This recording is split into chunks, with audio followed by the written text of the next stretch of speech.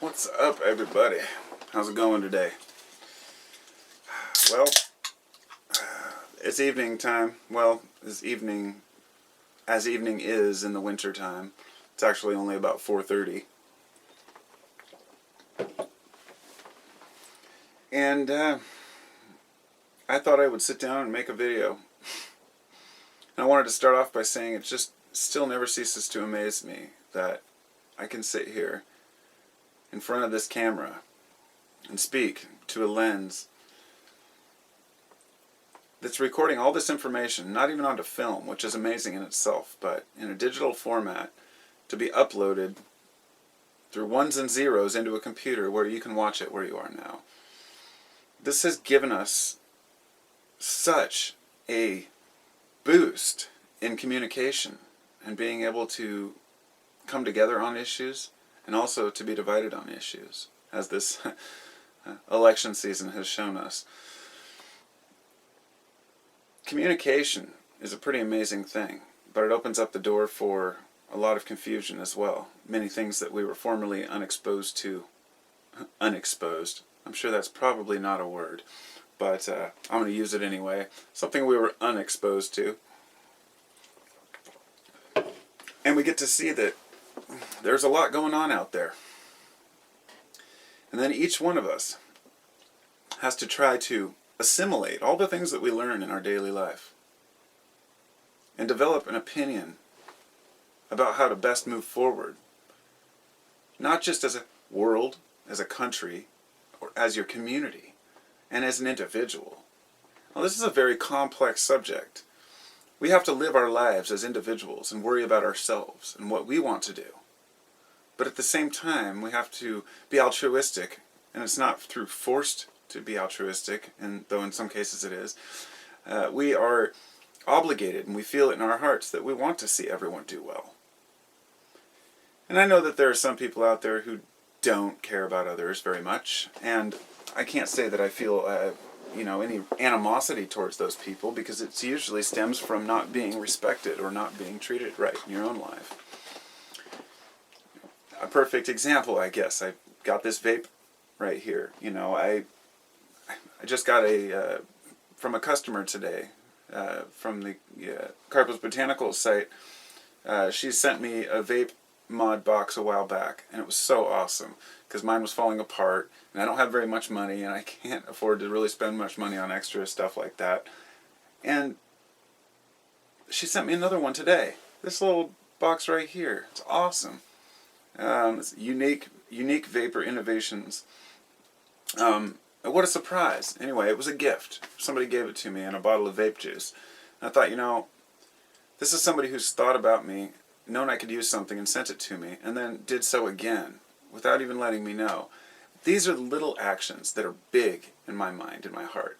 When somebody sends me something, even if it's just a letter or a note that's included, say, with orders. Some people will handwrite notes when they put them in with an order, explaining their circumstances in life, why they take kratom, or how it's helped them.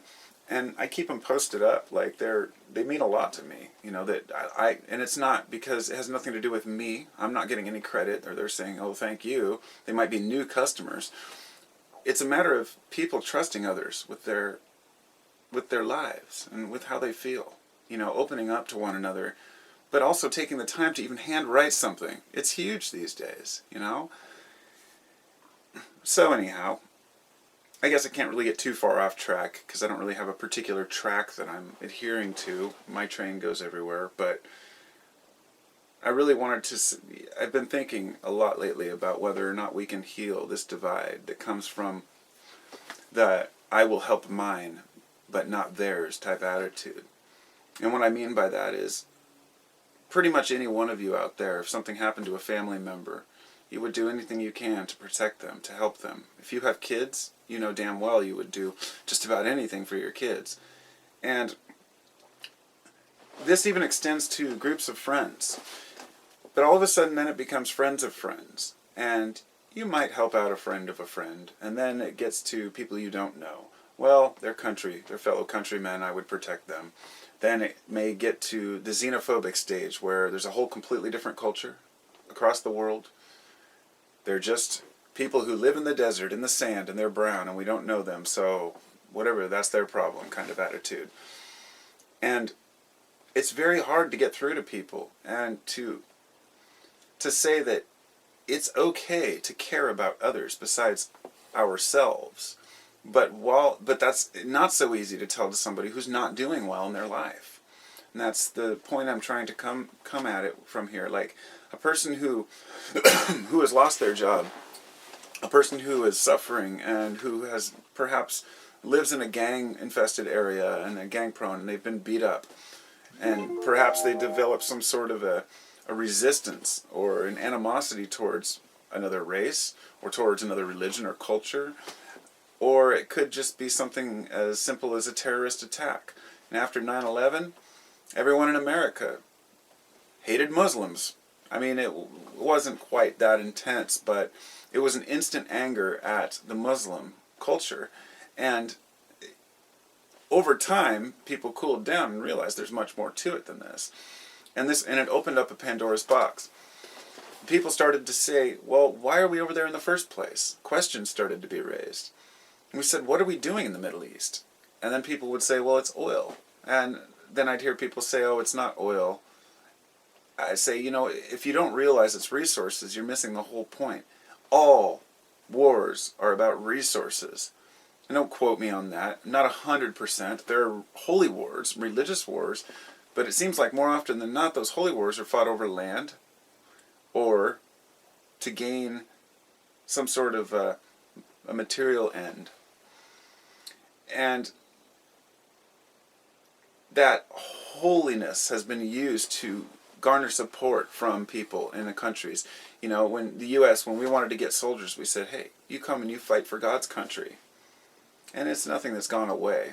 We still see it in the political arena all the time. God bless this country. God bless the USA. We're so sick of hearing that.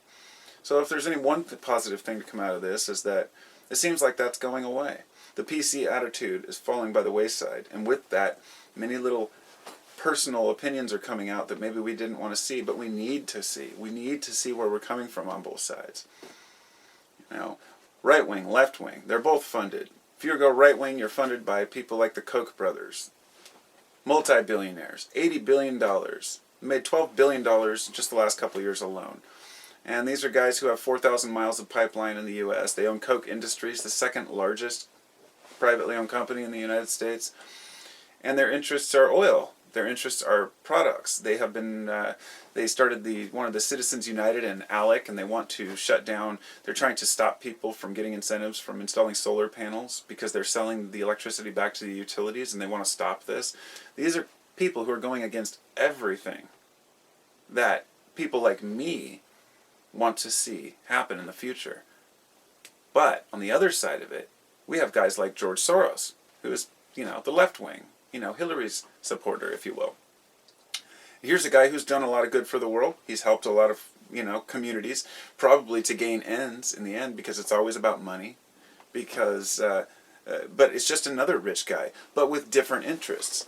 For example, there was $100 million given to a campaign in 2014 or 2012. I don't know if it was the midterms or whatnot, but it was towards Democrats who wanted to try to tackle global warming. So my question is, I could sit here and say, well, I believe global warming is real, and I believe we contribute to it. But just because I believe that, and I'm basing it on the 95% of scientists that agree, there's still somebody on the other side who will say, well, you're just believing scientists, and they're all paid off, and, it's really not us, or, maybe a person just says, I just don't care, or I don't agree. Very few people say they don't care, but there is an attitude of, well, it's already happening, we're already fossil fuel dependent, so that's just how it is. Drill baby drill attitude. And that is one of those big dividing factors between my view of the future and other people's. And not just other people in general, but that other side, the right wing. And I'm not left, but I'm not right. I don't like whining liberals, and I don't like selfish conservatives either. But I know a lot of conservatives that I like better than some liberals. And there are some douchebag liberals out there who just want to complain and don't really, they just kind of follow suit. let's save the whales, let's stop nuclear power, let's just do this and do that, and at whatever cost. Meanwhile, you're not tackling the subject of how is this happening, why is this happening. It's not that we want to be using oil, it's that we have to use oil because we've set our society up to use oil. And can we change this? Yes, of course we can. And we will. We'll be forced to if we survive long enough. But from my point of view, from what I know, I'm seeing that we could make decisions right now which could impact the future for the better. And for our kids, and for whoever may live here. And it seems that that would be an important thing for us to do as humans. You know, with the ability to communicate like we do and share, that we're starting to see what values we really have. I watched a really good video this morning. It was about 10 minutes long. It was a mathematician's view of the division in this country. And she did a little sketch while she talked and sketched in the states and was talking about red and blue states and why rural towns tend to vote differently than the cities. And, you know, sure, there's some obvious things there. But it generally boils down to things like, you know, gun rights, health care, and but there are more, there are more similarities than differences between us. It's that we're more likely to say, yes, we both agree we want a good life, but the small things that are different become big things and they get blown out of proportion. Now, when the people who have the money, the people who have the power and the resources, when they see a sliver or a wedge between people, they push that wedge in further.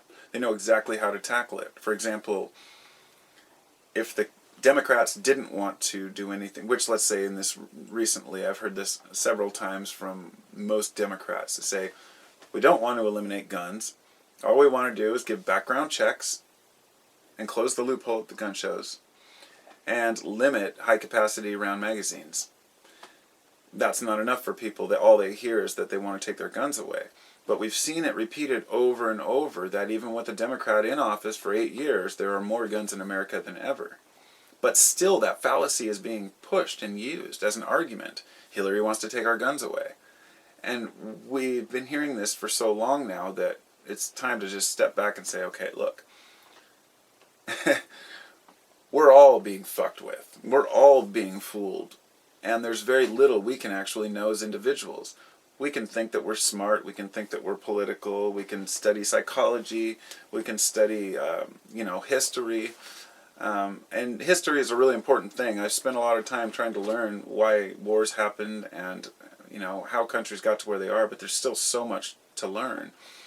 But what I've found is, like a recurring,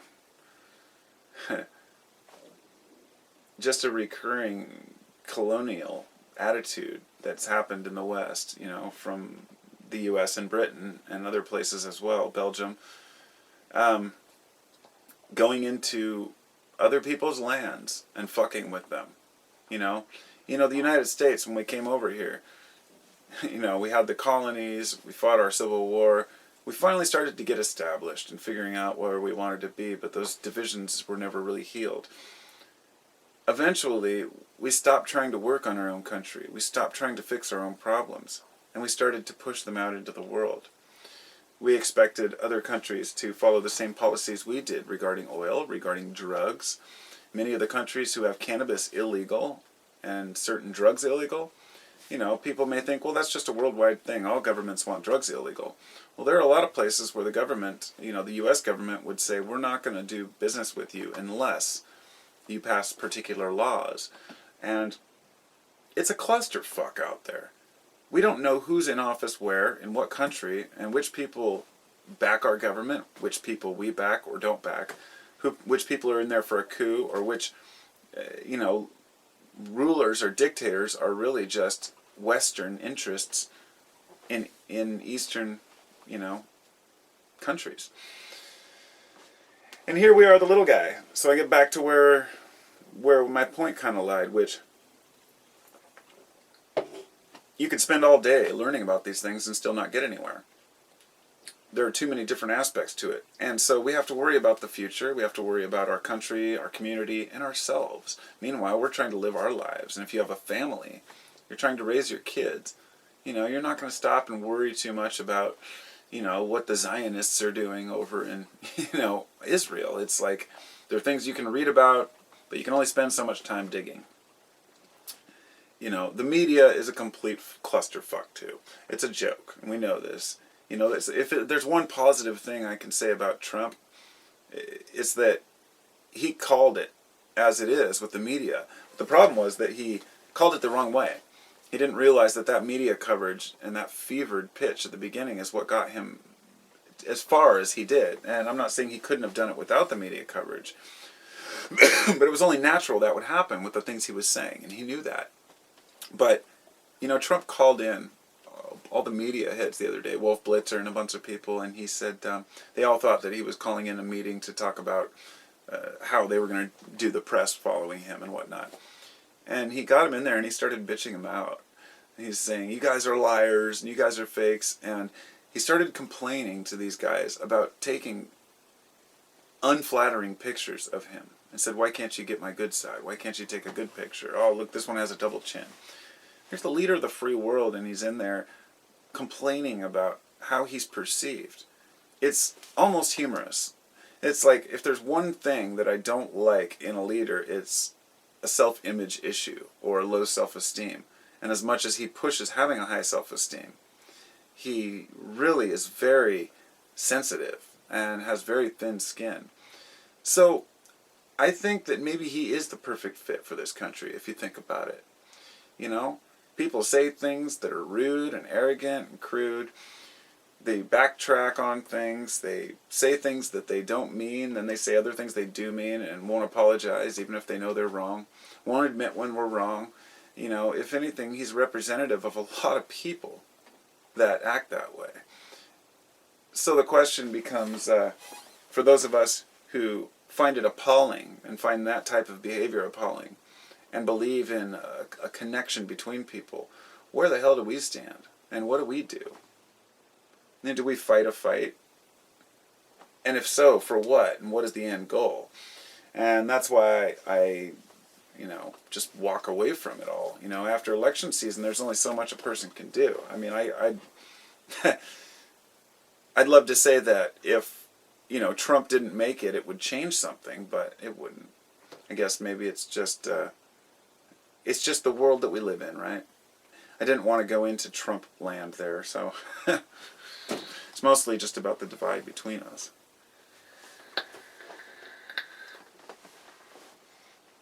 I think we're all pretty good people inside. I think we have good hearts.